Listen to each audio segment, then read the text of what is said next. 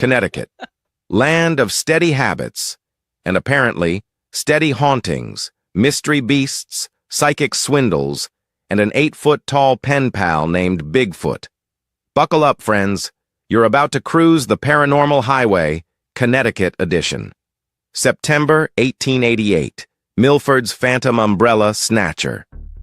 Something strange was afoot at the river end of Wharf Street in Milford. Residents reported a ghost with a flair for the dramatic and umbrellas. One grocery clerk named Clark Platt found his bummer-chute mysteriously knocked from his shoulder by no one, just a gust of ghostly mischief. Locals grew so spooked they began laying for the specter with shotguns. Connecticut, it seems, takes its phantoms seriously. February 1889, a light that led to death scene in Pennsylvania. From Huntington, Pennsylvania, but gripping enough to make the Connecticut papers, a tale is told of a glowing light on Rocky Ridge. For years it hovered, especially in February. One day, townsfolk followed the glow to a shallow grave. 6 feet down, they found human bones beneath 2 flat stones. Since that eerie excavation, the lights never returned. Coincidence or conclusion? March 1909. The Beast of Danielson. A mysterious creature haunted the woods east of town, described as a panther, wolf, bear, or just one big misunderstood dog. Whatever it was, it never showed itself to anyone with a gun. Locals claimed it slinked in and out of legend with a knack for staying just out of range. The real mystery? How the same beast kept reappearing for years. May 1928. Fortune-telling and foreclosure. Some fortune-tellers predict love. Others predict your lender's death. In 1928, a woman foretold that her mortgage holder would die within 2 years. He was so convinced she was wrong, he signed an agreement. If he did die, she'd get the mortgage back. Spoiler alert, he died. But the court ruled, sorry, prophecy is not a legal contract. Verdict? Ghosts may have sway, but not in civil court. August 1992, Bristol man goes ape over Bigfoot. Fast forward to 1992, where Billy Green of Bristol was knee-deep in Sasquatch clippings. For 10 years, he'd turned his house into the New England Bigfoot Info Center, corresponding with fellow believers and skeptics alike. One hoax letter read, "I am Bigfoot." Others were more serious, like the man from Pennsylvania who described a towering creature with 14.5-inch feet. Green's still never seen Bigfoot himself, but says, "I just find it fascinating." So do we, Billy. So do we. 2015, Dudleytown, Connecticut, the cursed village that fades into the trees. Not to be confused with anywhere sane, Dudleytown sits deep in the woods near Cornwall, Connecticut, an abandoned village so steeped in strange deaths and whispered curses, it earned the nickname, the Village of the Damned. And just when the legends seemed to quiet down, this public domain clip surfaced. A lone walk on a quiet trail until a shadow figure slides into frame. Coincidence? Hoax? Or one more reason no one's allowed back in? From ghostly pranks to beastly legends, fortune-tellers to fur-covered folklore, Connecticut's weird history runs deep. So stay tuned, truth-seekers. This is the Paranormal Highway, and tonight, we ride.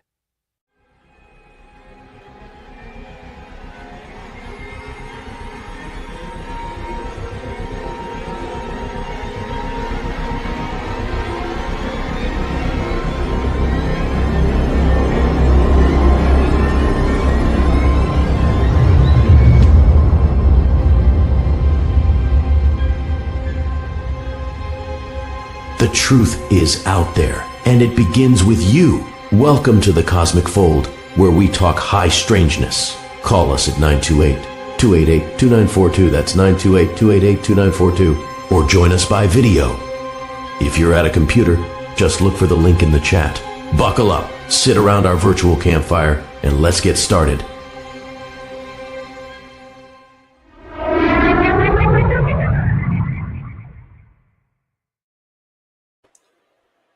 Hey, gang. Hey, what's happening? Oh, it's so good to see you guys. Man, last week it was just Alice, such a trooper. I mean, I was trying to have the phones working, and for some reason it was echoing terribly. And I'm putting different headsets on, and he couldn't hear me. It Yeah, was bad. So I had a few comments. Where were you guys Saturday? I just deleted that because it was really yeah. bad. But thank you for putting up with my tech Hey, issues. And not a there's problem Day at all. there. Good to see you. Her hair's blowing like mine is. We all have the fans on this Yeah, hot summer very evening. much so. I know. I turned the fan up Yes. and I messed my hair up. In that beginning clip, it's been a while actually. I did this like 2 weeks ago, so I don't really remember what was in there. But the live clip where that guy was hiking through Dudleyville, I swore that thing looked like Bigfoot to me. It was like hiding behind a tree. Anyway, I put the link to the actual video in the Comment? show comments. Yeah. Well, not in the comments, but in the description. It's public domain, but I guess that town or where that old town, and there's another one, Bear Hot or something like that. There have been so many ghost hunters and people just trashing the place out that they've just closed it off. So now you can't really go, which is a shame, because there's interesting history out in those Sure. areas Yeah, too. but you got people being people. It's the problem with opening anything up to the public, from cleaning the bathrooms to repairing all the damage. This is true. Oh, It's one of those things that just sets me off when people are in the bathroom and they leave junk and oh my god. I know. I embarrassed my mother one time. We were in Illinois and some lady didn't flush the toilet and I start yelling at her. Well, you raised my wolves. You used to be able to get away with that, but these days, especially where I live, everybody's armed. You don't smart off. You Oh don't, yeah, that's true. you just go, you do you, and Unless walk away. unless you want to go flush the toilet. This is true. This is true. Well, speaking of history, we have so Al got a little bit of a a practice run last time, but Rehearsal? we yes, we like to run just a little bit of weird history of each state we do this paranormal thing through. So Wow. yeah, so here we are. This looks familiar. Welcome to Connecticut, land of steady surprises. This is a Cosmic Folds history lesson. So welcome to Connecticut, again, land of steady surprises. How big is Connecticut? Well, funny you should ask. It's 5,567 square miles. Only Delaware and Rhode Island are smaller. Population about 3.6 million residents, packed with character.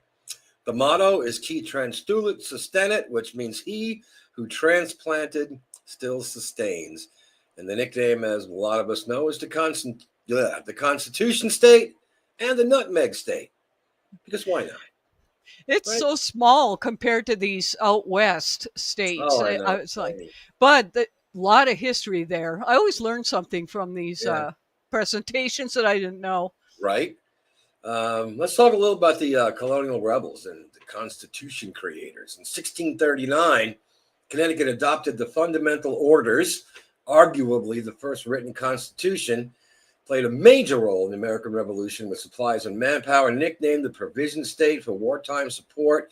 And there's a picture of Thomas Hooker, the minister who gave the sermon that inspired the creation of the orders. Yeah. Yankee ingenuity.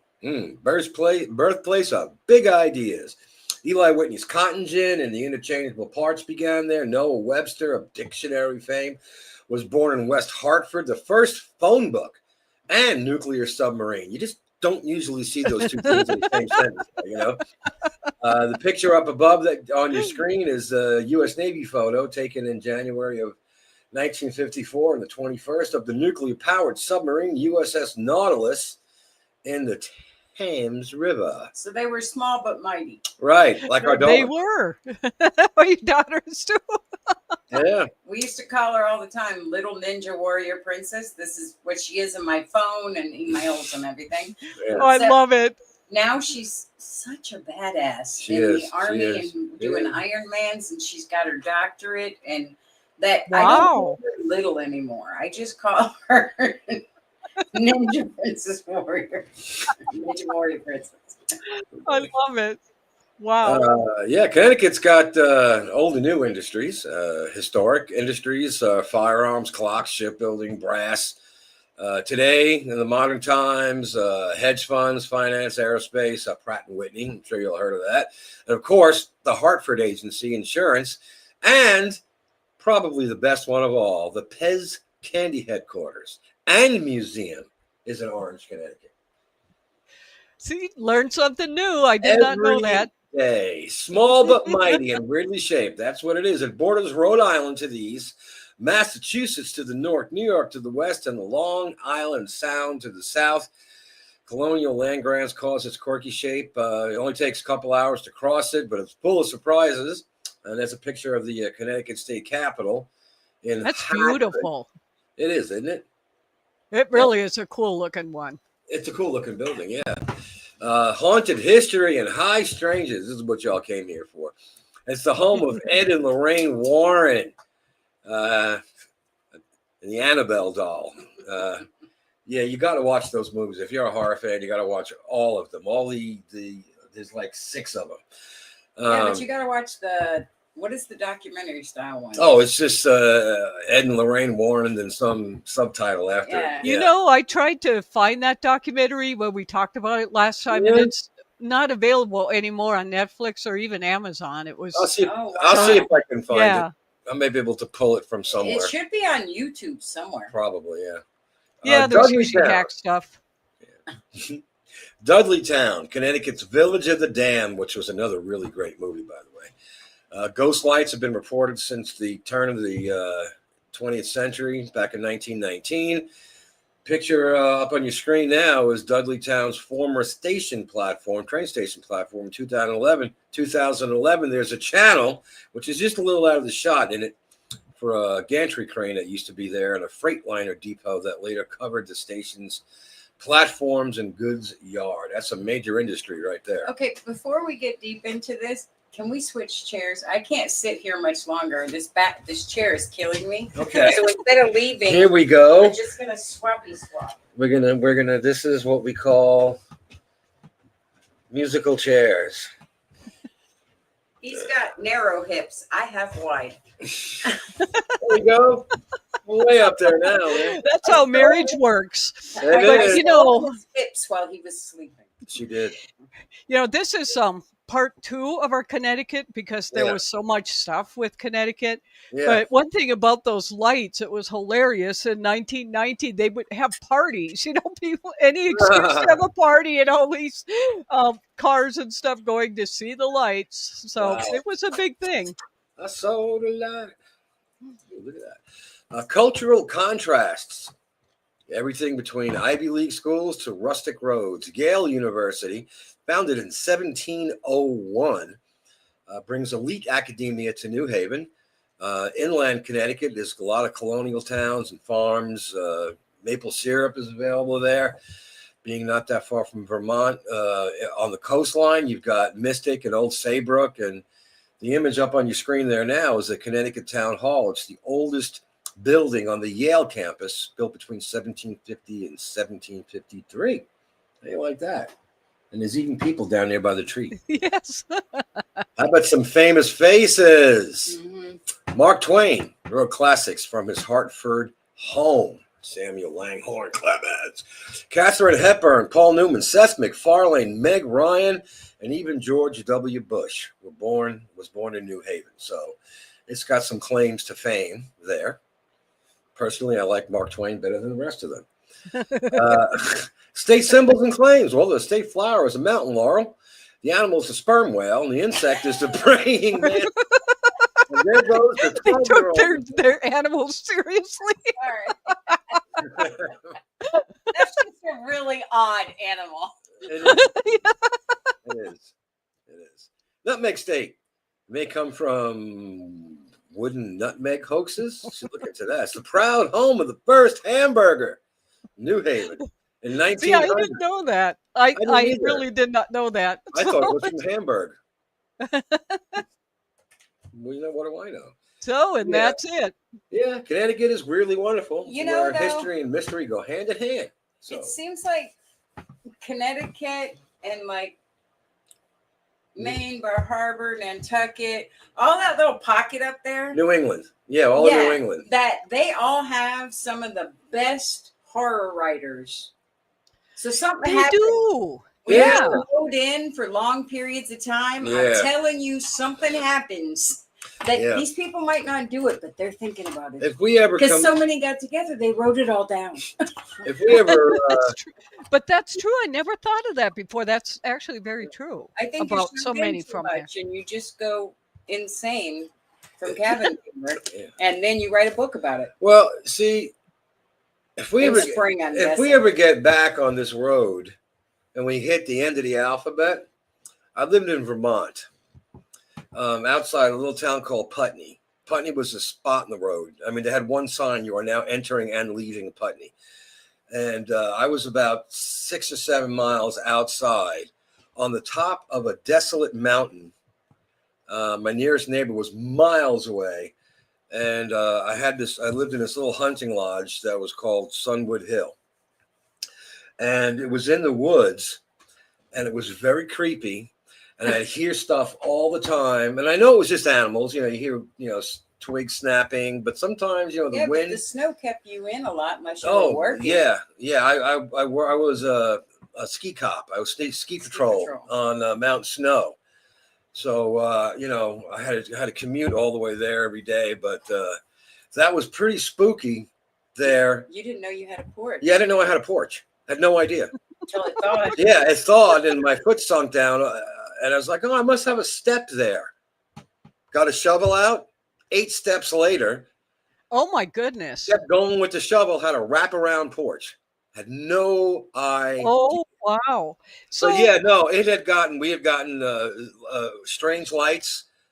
Power would go out. When the power goes out on the mountaintop in New England, and there's like 40 inches of snow on the ground, and you have no heat, you start chopping up furniture. First thing to go is the wooden kitchen table and chairs. What time did it get dark in the winter up there? Was it like 3 or 4? 4:30? What time in the 4:30? 4:30? Yeah. Yeah. I know wouldn't go that out was at the night. thing. I would not go out at night. No way. The driveway was a damn mile long. Yeah. Yeah. And But this I know- was before you could Amazon and Uber everything to you. Yeah. Oh yeah, this is This before was we if were you're gonna married. this is This is pre-me. pre her. It was with my practice wife. But even Wisconsin too. I mean, that's one of the reasons I moved out of the north, is because it would get dark sometimes at 3 in the afternoon. Yeah. Yeah. And it was just depressing to me. I didn't like that dark all the time. Yeah, it does actually. Seasonal depression is real. Oh yeah. But when Yeah. I was in Alaska, it was in the time of you get about 4.5 hours of daylight. Yeah. And it wrecked my schedule. I Yeah. didn't know what was happening. Yeah. Yeah. It's weird because up there in Vermont, New Hampshire, Connecticut, Maine, all those states up there, it's very mountainous and it's very cold and it's very isolating. And, you still had to get to work. And I thought it was really kind of funny because all these 4-wheel drive vehicles were off the side of the road. They got stuck. These big ass trucks, lifted trucks. I was driving a rusted out 1972 Olds Delta 88. It's got the ground clearance of a snail. But the thing weighed 5,000 pounds. So I just get a running start and I just plow through everything. I drove that thing back. So they would all follow you down the mountain, right? And it was a piece of junk. I got that car. I traded a $25 Class E savings bond for it. Whoa. Yeah. Hey, it got you around, Sometimes those are the best cars are. Plus, it doesn't have sensors and tracking device. I have a new one now, and I'm just Barely had brakes. shocked.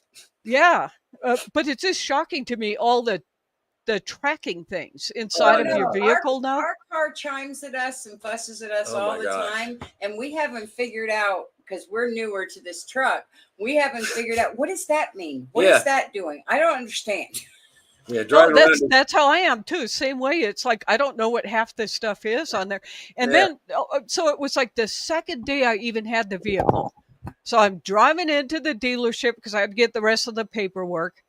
And out here, they are notorious for rocks flying, Oh, and yeah. then Yeah. they hit Yeah. and crack your. So they actually changed the insurance here where they have to replace your windshield for free.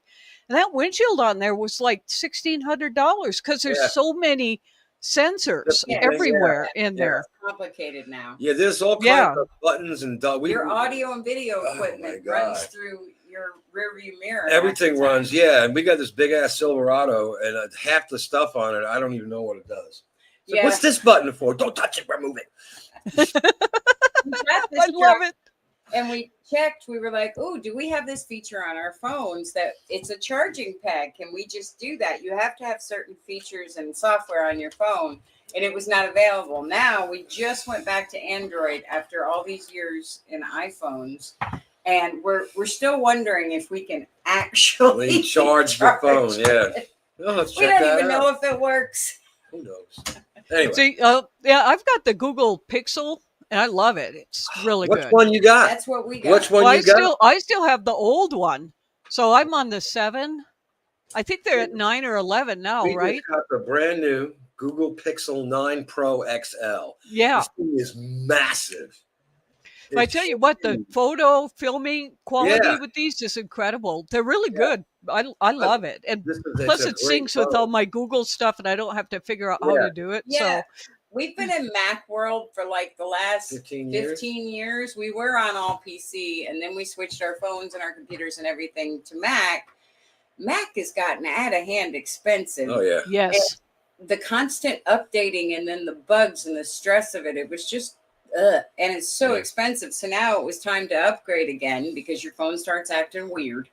And we owned our phones, but we paid for the lines. So we just went over, we're going back to PC and Yep. Androids and all of Yeah. that. We're moving over back. And I'm finding I like the features way better on the Android than the iPhone.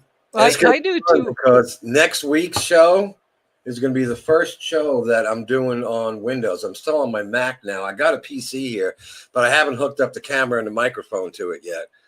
So, Yeah. Well, This- the one last thing I don't like with Windows is how they have AI integrated through everything. And so that may be why we were having phone issues because it keeps changing my drivers. So just something to know yeah. All right, because it does do that. But other than that, man, I've got one at work for like maybe 25% of the cost of a Mac. yes. Oh, And, yeah. and I upgraded that, and I've got 128 gig,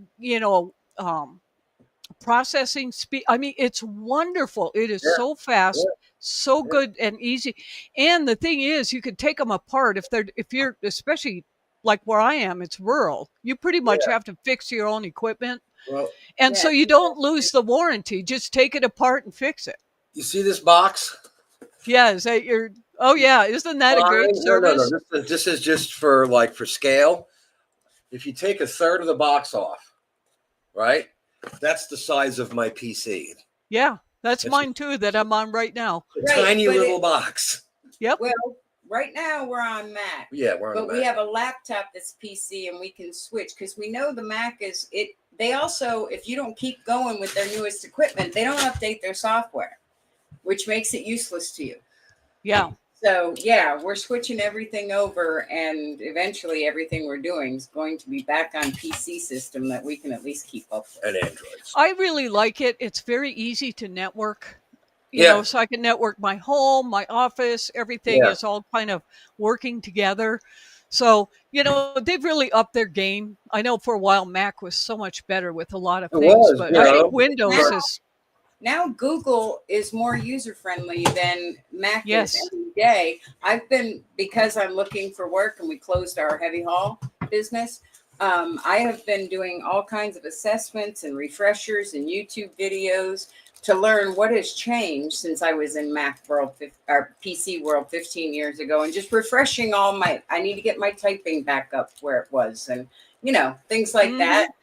But yeah, Google has a lot more to offer these days, and Yeah. a price we can deal with. Yeah. Yep. Okay, so this next one is a video that does not do the story justice at all. Okay. But it kind of leads into this whole like spiritualism phenomena. And this is one of the few that really kind of threw the debunkers. And so, and I haven't seen a lot about this story, so I'm going to put this video on now. Sure. And Sisters in a little farmhouse near Rochester, New York, heard mysterious knocks in the walls. That single event launched the entire American spiritualist movement. The Fox sisters said they could talk to the dead. They held packed seances. They became national celebrities. But just 2 years later, 100 miles away in Stratford, Connecticut, a well-respected minister and his terrified family reported something far worse. Clothes slashed and thrown from closets, furniture flying through the air, and an 11-year-old boy being lifted by an invisible force. Move over, Fox sisters. Connecticut had its own supernatural showdown, and it terrified even the skeptics. Before we get to the Phelps family and the haunting that made headlines across Connecticut, let's rewind. March 1848, Hydesville, New York. Maggie and Kate Fox tell their parents that something, or someone, is knocking from inside the walls. They ask it questions and it answers. 1 knock for yes, 2 for no. Soon, the spirit identifies itself as a murdered peddler buried in the cellar. The Fox sisters become instant sensations. Public seances follow. Spiritualism is born. Now, years later, we know they admitted it was a hoax. They were cracking their toes. But the fire they lit kept burning. By 1850, every newspaper in the country was buzzing with spiritualism stories. That's when Reverend Dr. Eliakim Phelps and his family in Stratford, Connecticut became unwilling celebrities. Sunday, March 10, 1850. Reverend Dr. Phelps, a retired Presbyterian minister, takes his family to church. The doors are locked behind them. But when they return, the house looks like it's been hit by a poltergeist. The front door is wide open. A strip of black funeral crepe is tied to the doorknob. Inside, clothes are ripped from drawers and strewn in piles across the floor. Dresses that don't belong to anyone in the family appear in the pile. Dr. Phelps is rattled, but then it gets worse. Furniture begins moving on its own. Bedclothes are torn off while people sleep. Books fly from shelves, and his son, an 11-year-old boy, starts getting attacked. He's lifted into the air by unseen hands. On another night, his pant legs are tied to a chair while he listens to a guest talk about European travel. When he tries to stand, the chair follows him. The family finds his clothes marked with symbols. His coat, boots, and cap go missing, only to reappear days later in places no one remembers putting them. Some have hieroglyphics drawn on them. Others are slashed. Word spreads fast. Soon, journalists from the New Haven Palladium and the Derby Journal show up, demanding to see the so-called haunting for themselves. They interview Dr. Phelps. He seems sincere, honest, intelligent, a bit shaken, but not crazy. That night, the reporters decide to stay over. And what they witness, it stuns even them. As night falls, the guests hear loud knocking from the walls, the floorboards, even the headboard of the young daughter's bed. Then a hairbrush flies across the room, then another and another. One of the guests suggests quietly leaving the room to see if the girl is somehow behind the prank. Just as they step out, a bar of soap hurls itself across the floor. The family's son, the same boy who had been lifted earlier, suddenly disappears. Panic sets in. Everyone searches the house, the barn, the yard. They find him lying unconscious in the hayloft. His face looks odd, like he's in a trance. He doesn't answer their questions. When he finally wakes up, he has no idea how he got there. The journalists admit they can't explain what they saw. They didn't witness fraud. They didn't find wires or trapdoors. The family wasn't selling tickets or doing seances, and yet the events were real. They saw them. Even if some things seemed childish, flying brushes, scattered clothing, the coordination and force behind it all felt wrong. Was it a hoax, mass hysteria, spiritual backlash, or something darker? To this day, the Stratford mystery remains one of the most detailed and forgotten hauntings in American history, and in the shadow of the Fox sisters, it's easy to miss. But in 1850, Connecticut gave Rochester a run for its money, and some say that house was never quite the same again. If you enjoyed this forgotten tale of high strangeness, be sure to like, subscribe, and hang out for our live episode of the Cosmic Folds Paranormal Highway, where we tour Connecticut's obscure weirdness. So the video worked this. What was so interesting about that house? Yeah. There's not a lot about it, like movie-wise or anything, but I really started looking up a lot of stuff, and tons of reporters went out there, other people, to investigate this place. It eventually got razed. Yeah. But before they tore it apart, so it's no longer there, they had a lot of people going through the closets, the floorboards, just, tearing this up to see, was this some kind of hoax that was creating all this like poltergeist activity going on? And they couldn't find anything. That one is one of them that is truly unexplained. And what was going on during that time was you had these Fox sisters that turned out they were hoaxing everybody, but that started this whole like spiritualism movement where people would hear, things rapping on tables and whatever. Right. And this guy, this Reverend Phelps, he was also a doctor, and he was really well respected. He wasn't somebody that was running around trying to get that kind of attention. In fact, he didn't want that kind of thing happening. So I just thought there's like sort of a wiki out there about this where some people try to reenact what happened, but that's one of them that I came across. That one did make me wonder. It definitely was not a hoax. Yeah, there's a fair amount of unexplainable stuff out there. Yeah. And especially, I felt bad for the kid getting thrown around and just all this stuff. But there was one old newspaper, they had like 2 pages just devoted to this. And the reporters were just like so freaked out. And they were trying to find out what it was that was creating all of this.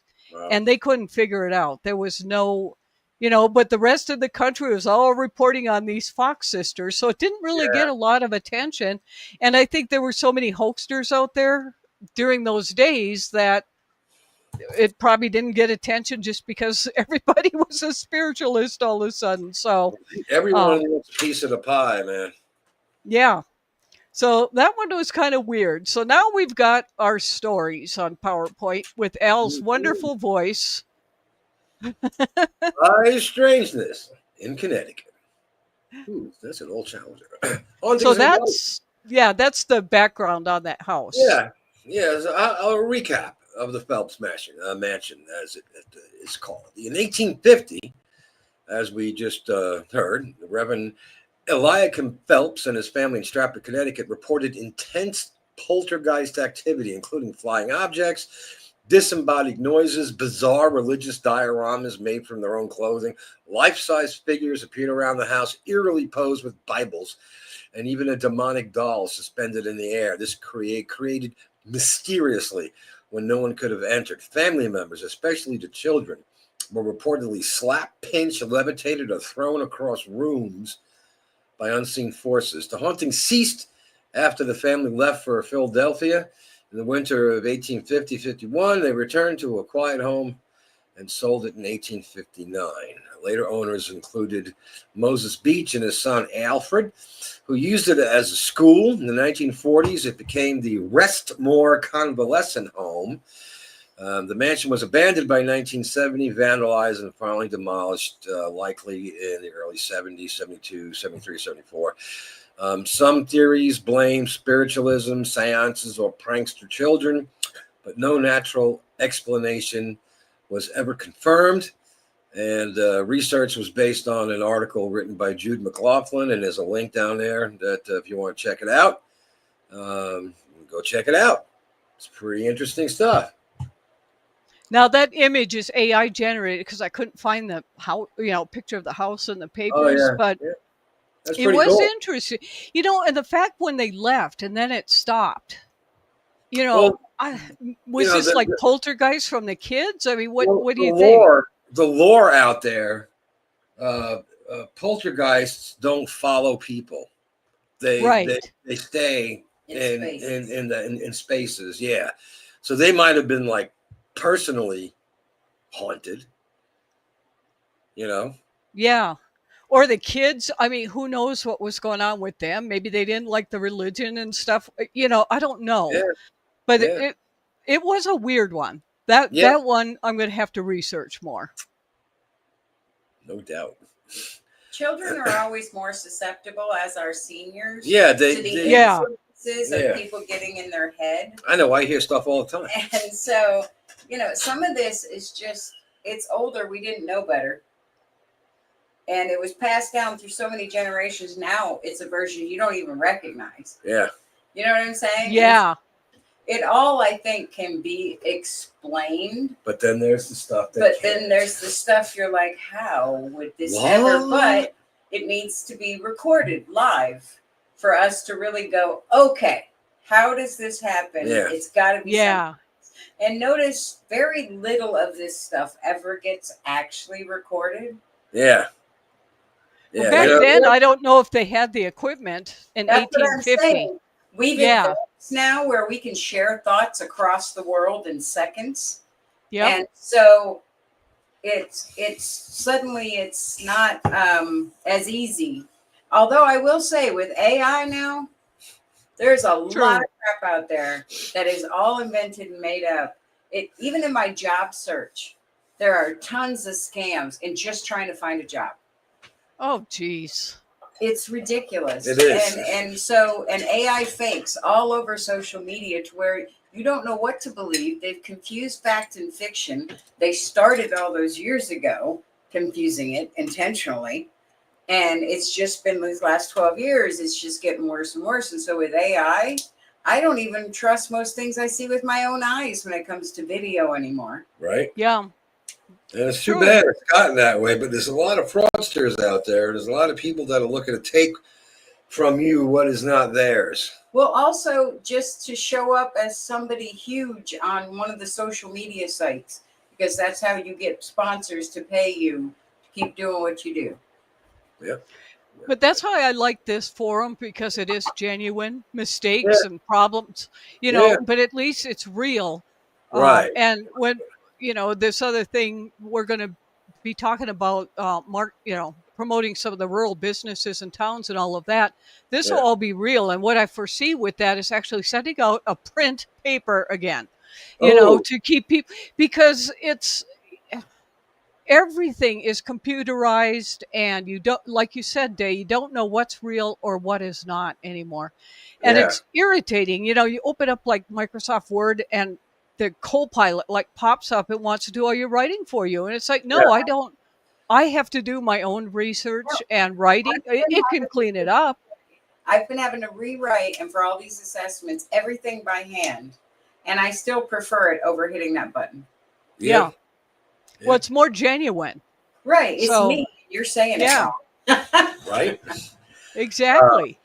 The Guntown Cemetery in Naugatuck. Some more tales of hauntings and ghosts. Established 1790. Reports are ongoing. Many of Naugatuck's. Oh, it's a human flaw. Oh, look at that. 3D braining and 2D land. I love that. Is an awesome handle. 3D braining always has the best comments. That is very cool.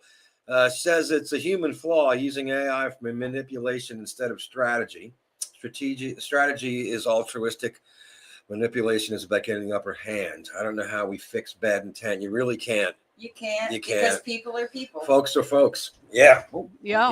That's unfortunately, whenever you come out, this is why we can't have nice things, right? Many of Naugatuck citizens who supported independence from British rule during the Revolutionary War are buried in that cemetery, in the Guntown Cemetery. It's widely known for orbs and mist. Many photographs that have been taken at the cemetery are purported to show spirit energy in the form of orbs, globules, or ectoplasmic mist.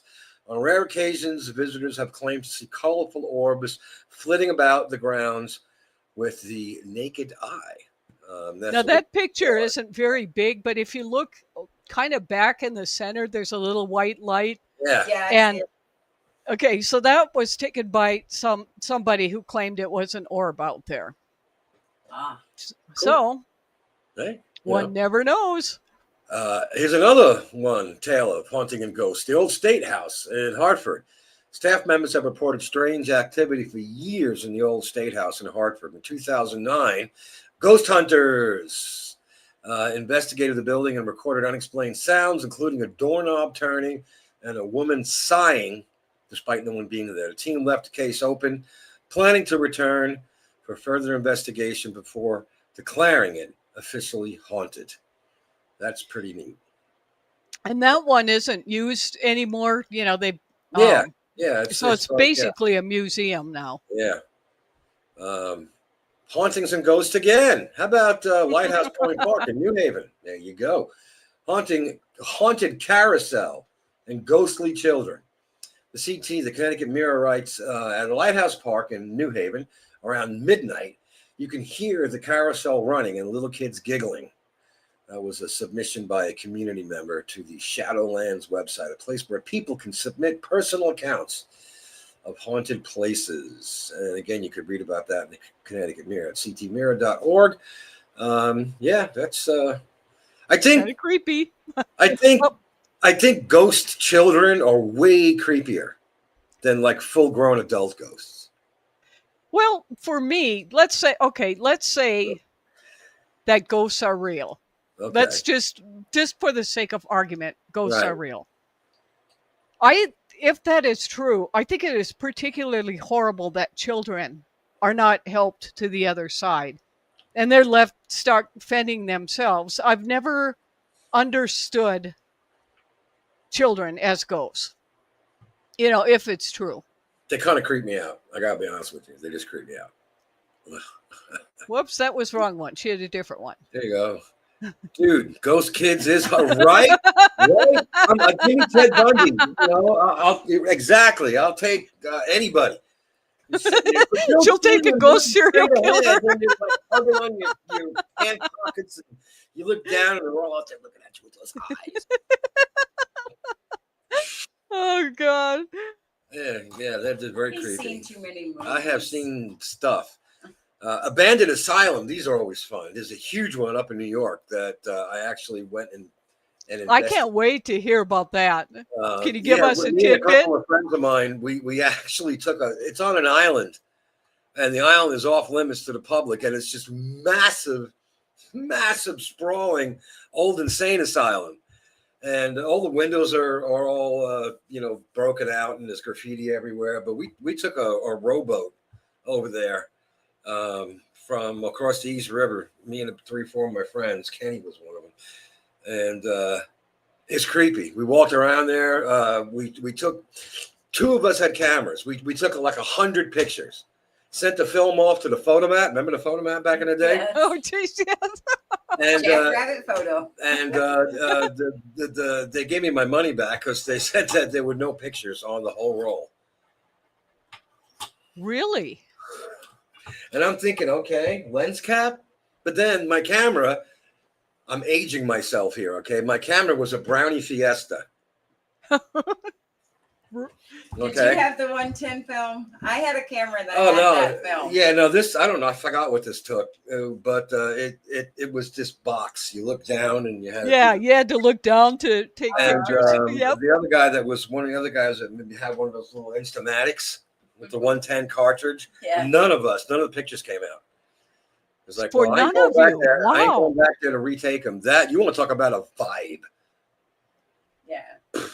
I was just going to ask you if you felt like a creepy vibe or Oh like my you were being gosh. watched or A anything. hair in out the back there. of my head, standing up, and I got chills.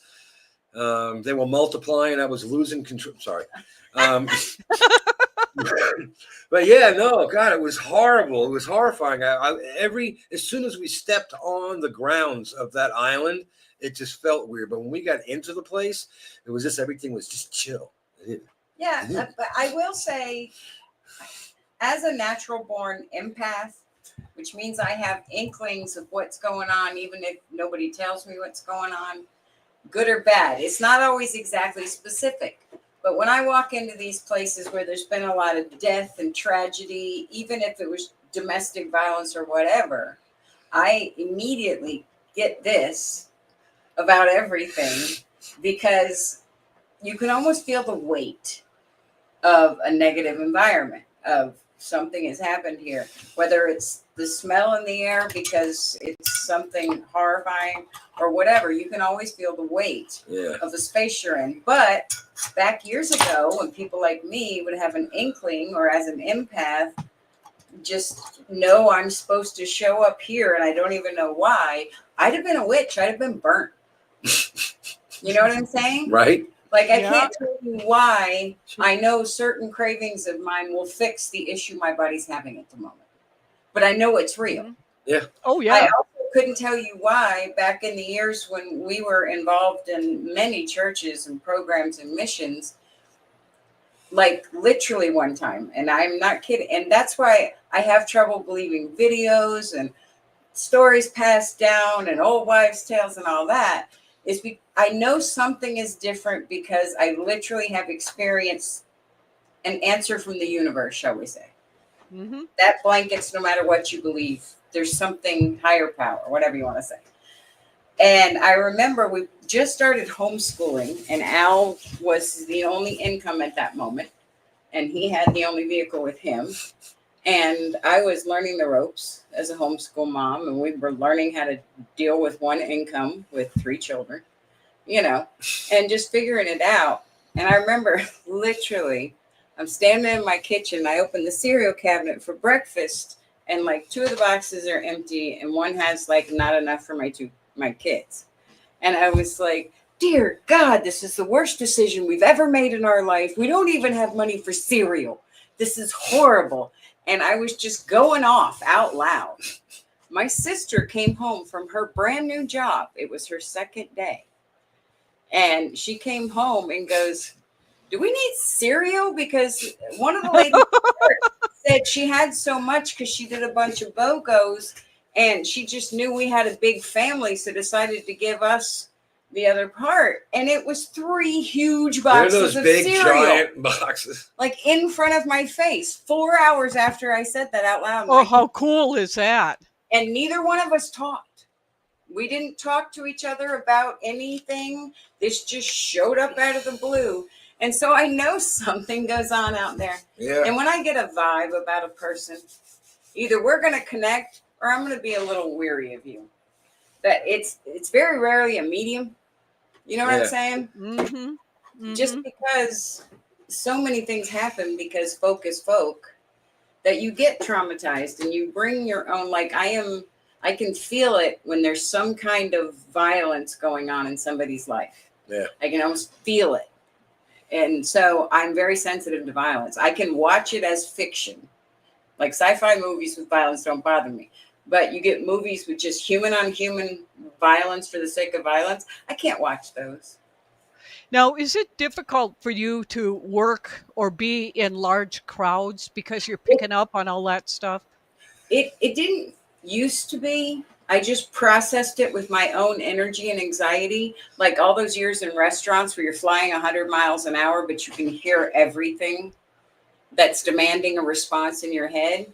And you just have to navigate. You got to use your body muscle memory more than what you're taking in. My daughter has the same problem, except she has marked hearing loss that she cannot filter out the back. At least when I got in my zone, I could filter out the back and focus on what I'm doing instead of there's somebody over there crying. There's somebody over there throwing up. Somebody just dropped something in the kitchen. You know what I'm saying? Instead of picking up all this, I need to go fix this. And so, But now, as I've gotten older and we work for ourselves and we went to Panama and we got alone. First time in 27 years of marriage, we lived alone and it got real quiet. And so now that I am a calmer, which means smoother and more efficient human being, because I've done it the wrong way 1,000 times, it's just a totally different ball game because now I can't hear if too many people are talking. I cannot with clarity go, I know what you said. And I've been in job interviews in my younger years where 4 people were talking and interviewing me and they had a whole separate conversation. And then Two left the room, going on with the interview. Then they came back to follow up a question. He got distracted and goes, "Now, where was I?" And I word for word verbatim told them what they just, Wow. and they were like, "Well, damn." But you're in that tune with somebody. You're so focused on what's going on in this moment. And with aging comes some physical challenges and some trauma challenges and some grief and some life. So your sensitivities change based on what is impacting you negatively in your life at the moment. But yeah, now I don't want to be in I don't want anything loud because now it's overwhelming. Yeah. I would much rather put me and one other person. That's fine. But even then, I'm better with headphones because I have trouble blocking you out. And if you're crying about your mama, I'm going to cry. Well, and you've been a caregiver, Right. with your children. And so you're going to be way more in tune to Yes. whatever's happening. Our parents as well. I lived and Yeah. breathed caregiver for my parents and grandparents and homeschooled my children. And that went on for 8 years. That made Yeah. an impact. It really did. And it put me in some of the biggest crowds I've ever been in my life. And usually it wasn't for a good reason. We were on the Wednesday show talking about there's this new thing out called the telepathy tapes, which is very interesting. It's about these autistic children Mhm. and how they, the nonverbal ones speak with telepathy. If you find that on YouTube, it's fascinating. Ooh. And so just in show prep, it was like 50 cents or something. So I took the, test just to see what they ask people Right. if they're autistic. And I ended up being on the spectrum. And from what I'm hearing you say, this ultra, tuning in on things, I think all of us are on the spectrum to one degree or another. It's the ones that are way up high, that's the ones that need help. But that was the question we were talking about Wednesday was, what people are calling psychic or empathic or whatever seems like the same thing that this supposed autism is, on the lower It's spectrum of that. anybody who has a natural ability they can't explain. Whether Exactly. it's I can think something and you think it, or I can understand your body language. Yeah. It's anything that we can't explain that we just label spiritualist and whatever. But some of us are just very empathic. Some of us are very sensitive. Like I've gotten to the point in my life, don't corner me physically. I don't care if it's an accident. Do not corner me. I don't handle it well anymore. It terrifies me because I know in the society we live in, reality's real. Especially here, there's murders every day. Every day. Murders every day. Tons. Multiple murders every single day. And now Though, there's Oh, like wow. this madness going on the last week or two, even up here, that's relatively quiet. There's not a lot of murder and everything. And it's like every other day there's something in the paper, even up here where it doesn't happen. It's like this, something is going on where people There's a are war just, with positive and negative energy going on. And it's a Yeah. lot of people gathering to express that energy and they're clashing. And so everybody in the US right now has an incredible level of anxiety about yes, what's happening in our country. And the world. yes. And that influences your thinking as you go throughout your day. Should I buy in bulk because Yes. we don't know what's going on? Do I need to get a freezer so I can stock up? Or hide the bodies. Should I get some gas? I get a great deal on gas, fill up a bunch of them. Like we got 90 cents off a gallon. $1.10. We got $1.10 off a gallon coming up. That's when those moments when you're like, I should fill some cans too. And we got them. Yeah. I got a bunch of gas So cans. like today we were at the grocery store and I had to shop with how many nights am I getting out of this? How many lunches? How many? Because I need to keep my bar right around a certain, and so it's just, it changes the way you see things. Because now Al is not, oh, I need something. And it shows up at my door in 2 hours. I'm okay with that. Now he's really got to think about it and be picky. And especially if he wants 10 things, because we can only do one. And so it changes the way you do your life. And that's the don't leave those lights on. Put that air conditioning. You'll sweat it out. You'll live. You know what I mean? Don't dry too much laundry in your dryer. But everybody is having this issue. Even if you're wealthy right now, your servants have become unreliable because they're terrified to go to work. Yeah.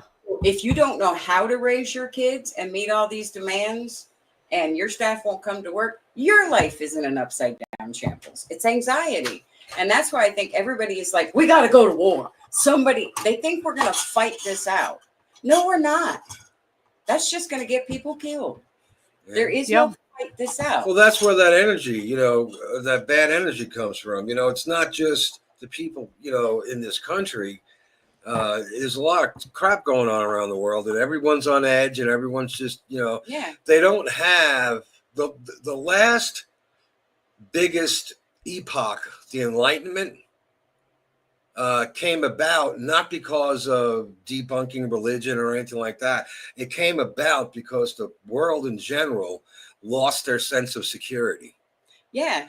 And that's happening again. And the people that are out there that are very receptive to empaths and fairness and justice and people and that mercy and compassion, which now has been totally removed from our entire that's woke now.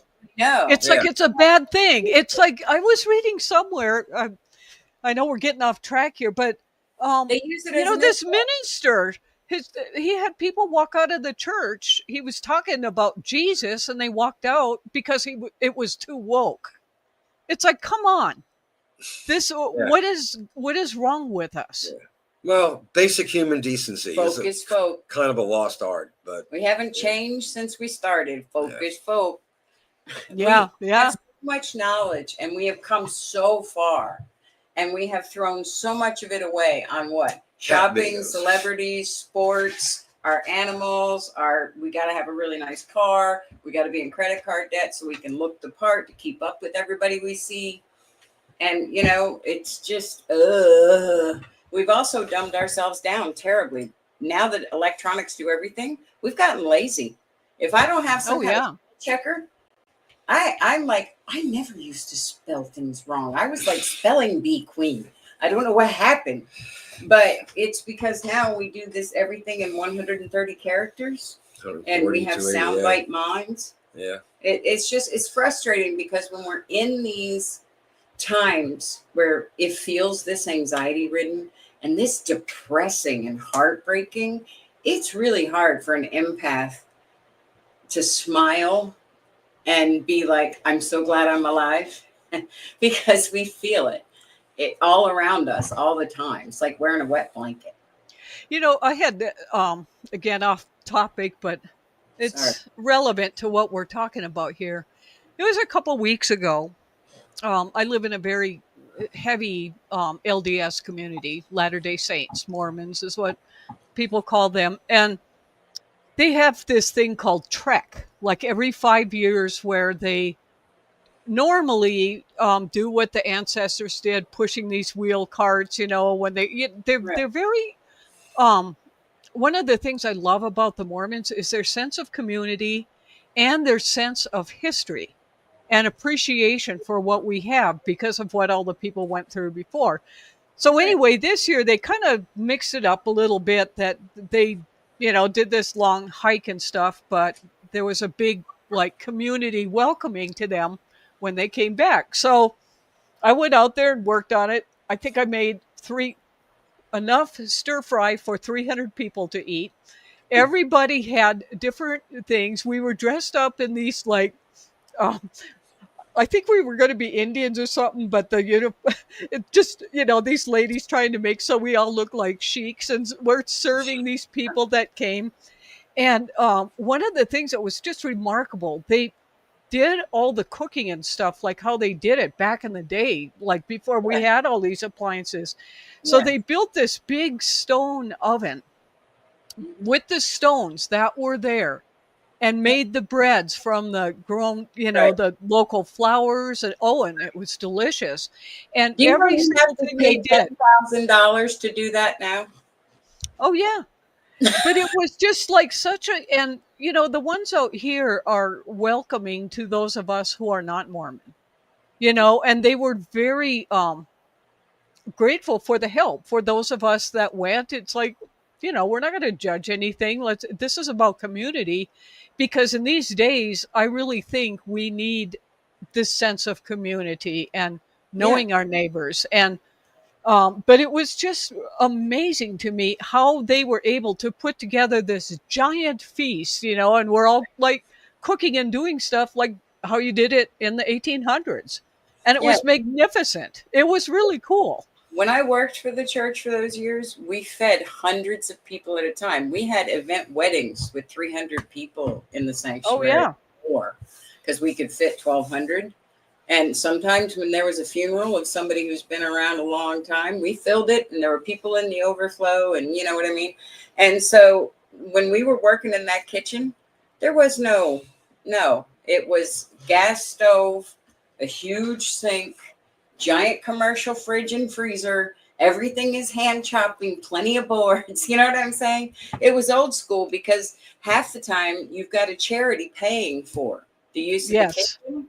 So they can't pay for catering, because catering's gotten astronomical.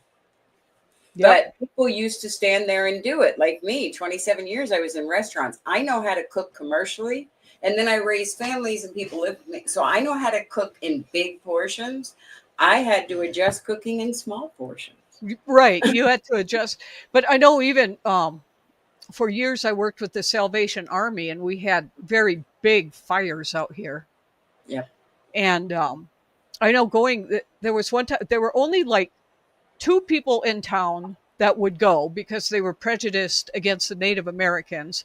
And then some teenagers that came that were traveling on vacation. And it was like one of the communities was just on fire. And it took, before they would even let us in, like 3 days to even get in. So we get there, and man, we cooked it was days of this, like 200-300 people just constantly. It's a good skill to have. I don't know if my internet's out or what's going on. It's a little slow. You're pixelated. Let's see, can anyone comment? Okay, but I'm still here. Okay, because you guys froze up. Yeah, you did too. You did on our end. Okay.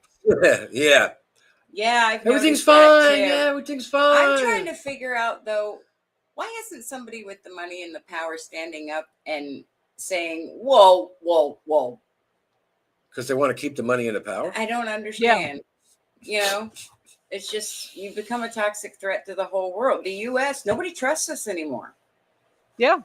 That is, you're looking to be alone when your country erupts. Yep. You know what I'm saying? If we could harness the energy of the unity we do have, whatever it is we're super united on, if those of us who want acceptance and equality and securities to end your life, leave a good, have an education, a decent life. I'm not saying wealthy. I'm not saying, go to Harvard. Learn a skill. Yeah, I'm just saying, we have so much to offer and so few people can access it. But when we stand up in numbers and we keep our calm and we keep violence out of it, we also got to watch our tone and how we speak to other people, because calling people names don't solve nothing. It means it's the end of the conversation. Yeah. But when we're united, we are so powerful. And when we're 100%. When we're coming at each other, we can be deadly. Yeah. So maybe that's the lesson we're here to learn, I don't know, but all right, back to the small-minded stuff. That's what's great about live radio TV. It is, and that's why it's so nice having Day come join us do this, because she always triggers the good conversations here. Right? See? All right. We love it, Day. That's what we're here for. I'm triggering. I don't think I want to be known for being that way. You're not triggering. No, you're triggering a healthy conversation, because these things need to be talked about. I understand that in today's mental world, triggers are bad. Oh, it's so stupid. Which I have triggers of good, I smell something that my dad used to wear, aftershave or whatever, and I instantly smile. So triggers can be good too. Yeah. Mm-hmm. Exactly. Okay, so I guess we covered this one, huh? So right there, Yeah, oops, yeah. I just hit a Daniel, bunch of things at once. what, no, Okay, there you go. There you go. There we are. Off the Berlin Turnpike, there's an abandoned mental asylum. This is what started this whole thing. At the the mental hospital that I looked at. If you go in, you can hear screaming and door slamming before it's the Connecticut Mirror. Yeah, yeah. I will say mental health issues can be freaking terrifying. Yeah. In the way they manifest to anybody who has these challenges. Yeah. And I can understand where a lot of things come across in totally different ways when you're in the moment versus talking to the person. You know what I'm saying? Yep. Yankee Peddler Inn. I love these stories when they're surrounded by hotels. I ran Holiday Inns. I ran just a bunch of hotels. Extended stay suites and all this other crap. And I never had the interesting experience of working in a haunted hotel, because these are all newer buildings. So whenever I see these stories, I'm like, ooh, this is going to be good. In 1890, Irish immigrant Frank Connolly and his New England-born wife, Alice, bought land in Torrington, Connecticut, and used $40,000 to open the Connolly Hotel, which they ran as a family business. After their deaths, the hotel was taken over by their niece, and then she sold it later, and it expanded and was managed over the years by a variety of owners. On March 1st, 1956, the hotel was officially renamed the Yankee Peddler Inn, where it merged with an on-site restaurant. It also features a pub called Bogey's. The inn is known for its paranormal reputation, especially room 353, where Alice Connolly is said to have died, and the ghostly activity is frequently reported. The hotel's haunted history inspired filmmaker Ty West to shoot the horror movie The Innkeepers on site, based on its ghost stories. And so I think even the city, I don't know if I'm remembering my facts right, but they've been doing some renovations on there. It looks like it's really cool from the pictures I've seen. Yeah, it does. It does. I'm just wondering, how long it takes if someone dies in a hotel. As a former hotel manager and area manager, I've come across more than one dead body, usually in a bathtub or in a bed. I'm thinking, I wonder how long before this room is haunted. There's one kind of catty corner from here. Yeah. And it had a bad reputation. When it was open, I actually slept with a gun under my pillow. It was like, oh my God, these people. And there were a lot of, I guess you're not supposed to say it on YouTube, but people were unaliving themselves and all that kind of stuff. Yeah. And that thing now is just decrepit. There's like, nobody can stay in there. Nobody can own it. Yeah. There are reports of I wish they'd just tear it down and just put something else in there. So that would be kind of a trying thing to have to do as a manager if you're finding people like that, because then you have all the police stuff and anywhere that's repeated with violence and death and evil is gonna catch some of the energy, and especially a hotel, because there's so many different people in and out. Finding dead bodies. And you find every now and then one of them, doesn't make it. For whatever health problem, something nefarious. But the people that died in those rooms, I was wondering, they're going to come back there and start flinging microphones. Yeah, and how quick does it happen? That's a good question. Right, was there an acceptable time limit? Okay, you've been dead for 72 years. The building's still standing. We'll give you room 353. 100 years from now. Yeah, it's always like these ghosts are like. The first time he had it happen to him with the hotels, it spooked him for a minute. It did. Well, it was a young kid, and he was a bodybuilder, and he was the epitome of health. I mean, this guy was jacked. The room was full of magazines, weightlifting and health magazines. And there was like kale in the fridge. I mean, this dude, his roommate came down to get me. They were pipe fitters in a convention, so they had 2 to a room. And he said, I think my roommate's dead. I'm like, okay, who put you up to this? You know? And he said, no. I said, why? I said, well, he's in the bathtub floating upside down, floating face down. I'm like, oh, okay. I went up there and there's this guy, a fit, proper fit guy, just floating. I'm thinking to myself, I got to make sure this guy's dead. And I said, I swear if this is a hoax and I touch you and you turn around, you're not getting out of that tub. But it wasn't. Then you will be. But yeah, stuff like that constitutes bad energy. Bad memories. And nobody wants to have that junk flying around your head. Yeah, I regretted seeing my dad open casket because that's not what he wanted. He wanted instant cremation. And that was not the last thing I wanted to see. Yeah. That wasn't. Yeah. No. So. When I die, dress my corpse in a Superman costume and throw me out of a 747. That's about 30,000 feet up. Because I'm going to have one final ride. Anyway, let's get back to the. Oh man, you have lived like several lifetimes of different jobs, Al. Yeah, it's like you've done so many different things. Yeah, it's amazing. Go move out of the country and then come back. Yeah, you've done so many different things. It's cool. The Daniel Benton Homestead in Tolland, built in 1720, the Daniel Benton Homestead housed 6 generations of the Benton family. One rumored spirit is Elisha Benton, I guess, who died of smallpox after being captured during the Revolutionary War. Oh, it is Elisha. His love, Jemima Barrows, also died of smallpox while caring for him. They were buried near each other, but on opposite sides of the carriage path due to not being married. Visitors have reported ghostly figures, unexplained knockings, and a crying girl.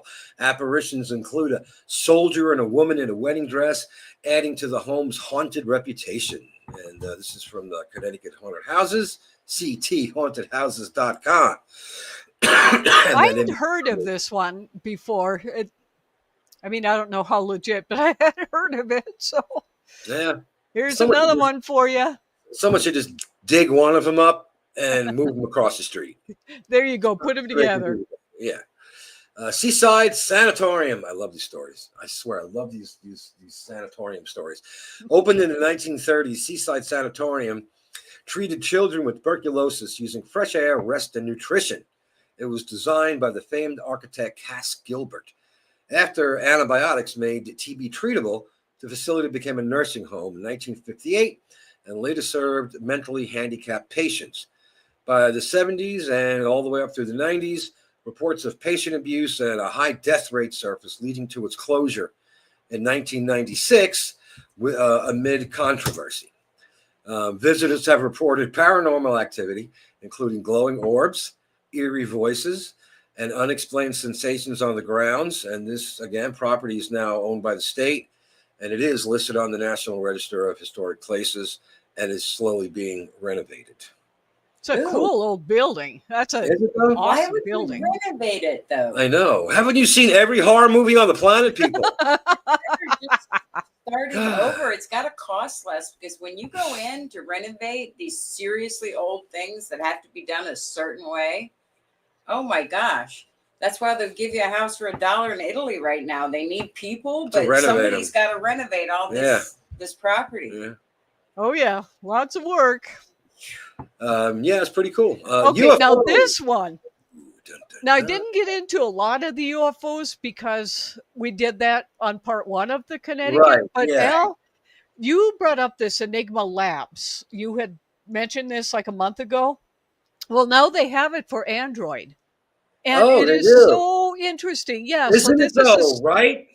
Yes. And so this is a screenshot, and you can access things on the web. So I took a screenshot of Connecticut of the different things. And what's cool about it is that they really go through and like on a scale of 0 to 100 of what, if they think it's some kind of legitimate thing. But I'm going to make it a little bit bigger here just for a second. Yeah. But what's interesting when you see this spike, so I was spending some time just going through these things, and every single state. Remember when all the drones were flying around in November and Yeah, December? yeah. Well, Weather that's you see that spike, conditions. so it's like everybody is out looking up to the skies, and it's like every state is like that.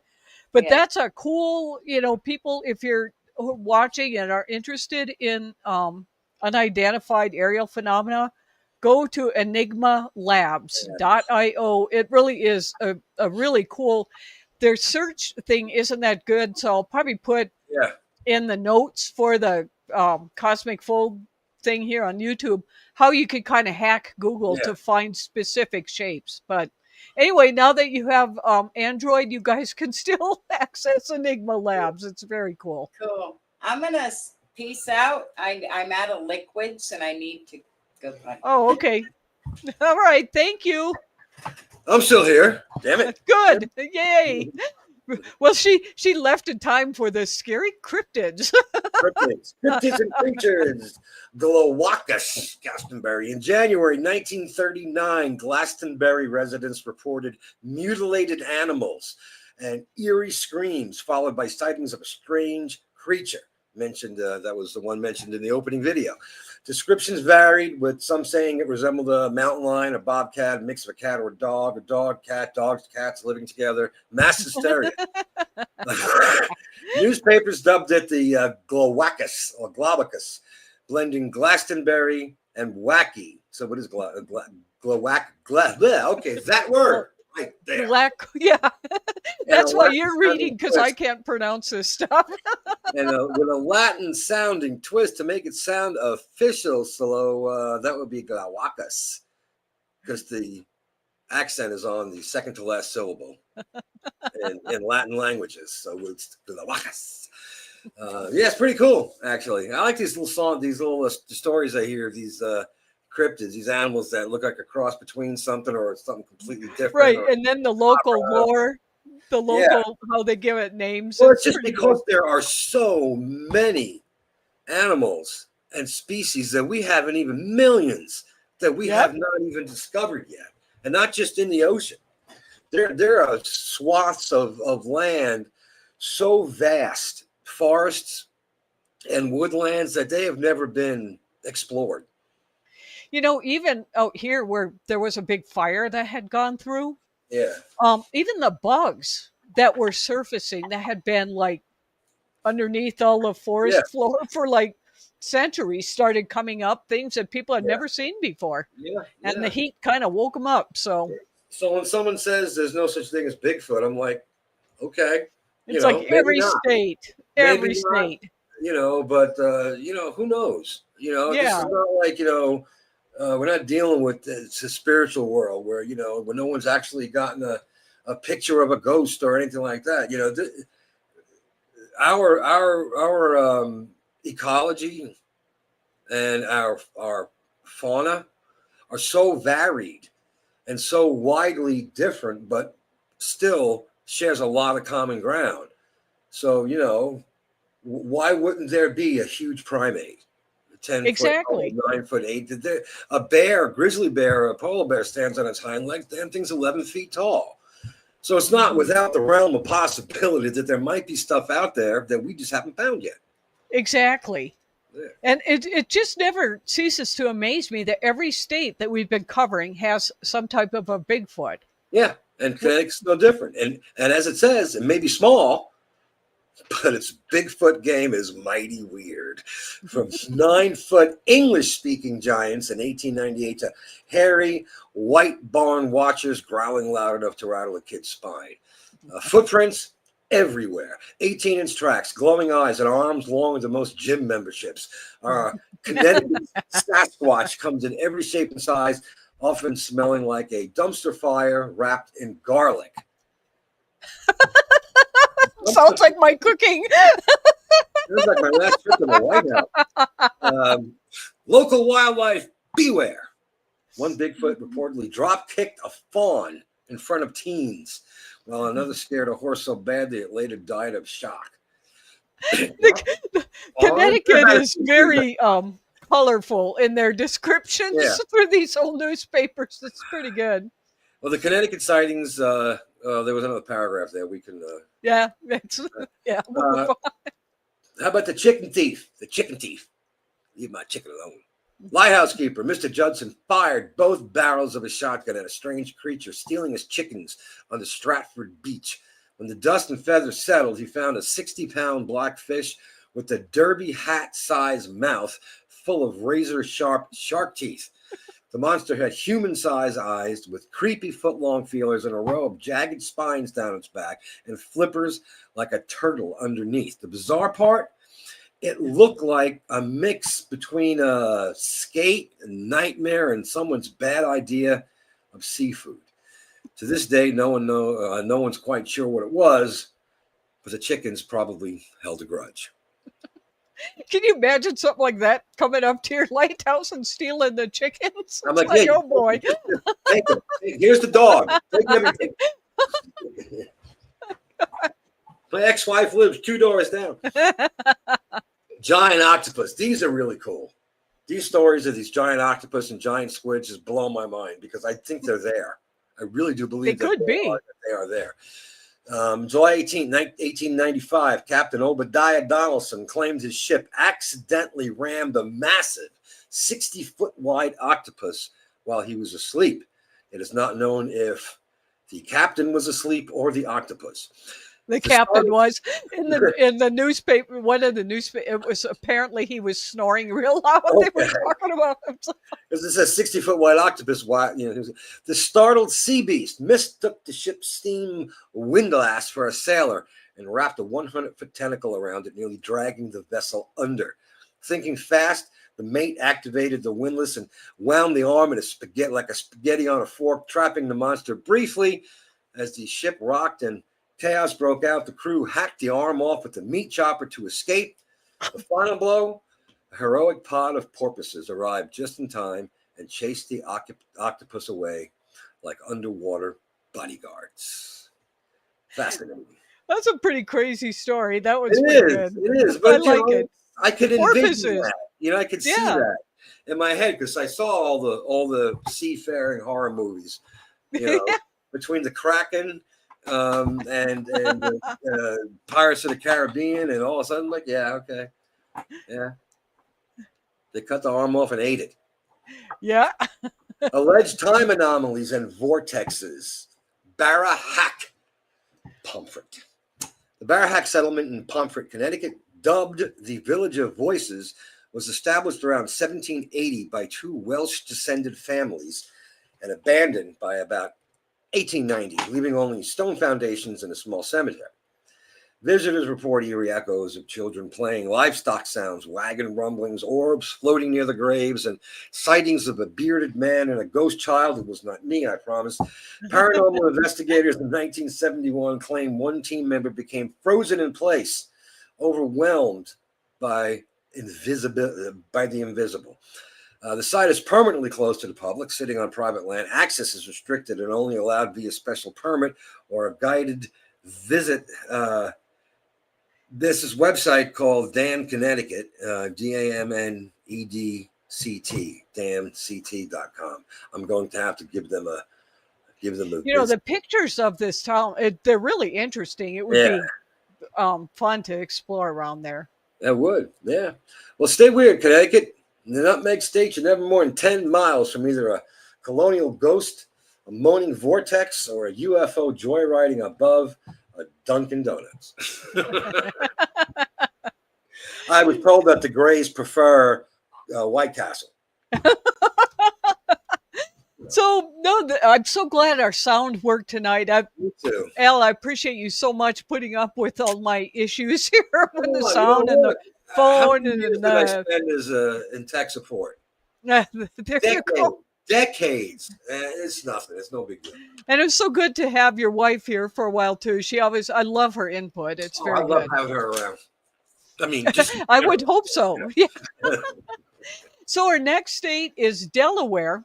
Delaware. And what a Delaware? I don't know. Alaska. Brushing up on my dad jokes. I got to pass them on to my son because he's a dad now. Yeah. Oh, there you go. So, And I'm also going to start mixing some things in here with like recent news from like whether it's sightings or UFOs or whatever. Sure, Because yeah. now that we have these really cool apps like the Oh, God, Enigma, that we Enigma can is see what's going on. I love that app. I didn't even realize that when I got the Google Pixel 9. Uh-huh.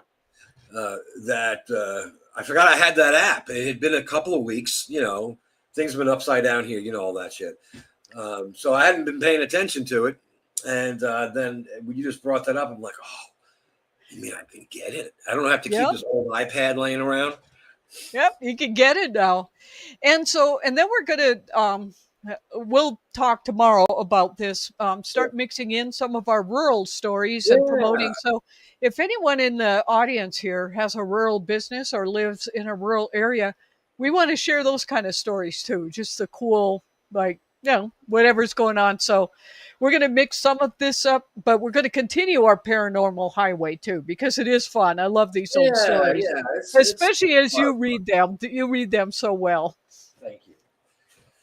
I appreciate that. So, that's the show for tonight. Unless you have something to add, Al. No. It's good timing because usually right about 8:30 is when my 7 o'clock gummy starts kicking in. So we're good. All right. Well, thank you so much. We'll see you all next week. Wednesday, we're going to do.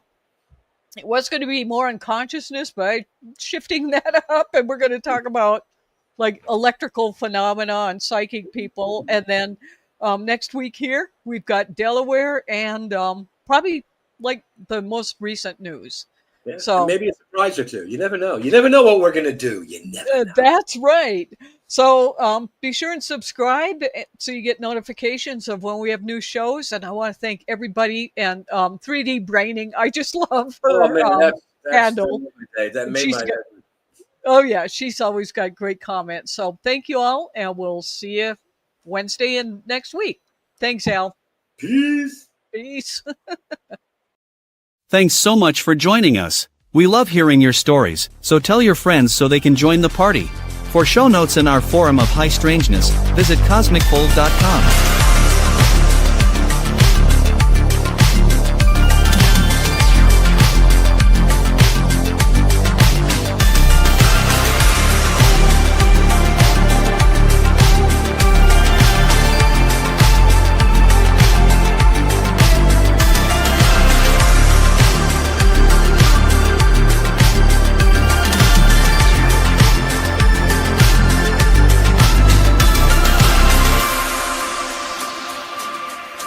Remember, Cosmic Fold airs live on Wednesday and Saturday nights, so be sure to subscribe and click the notification bell to know when we're on air.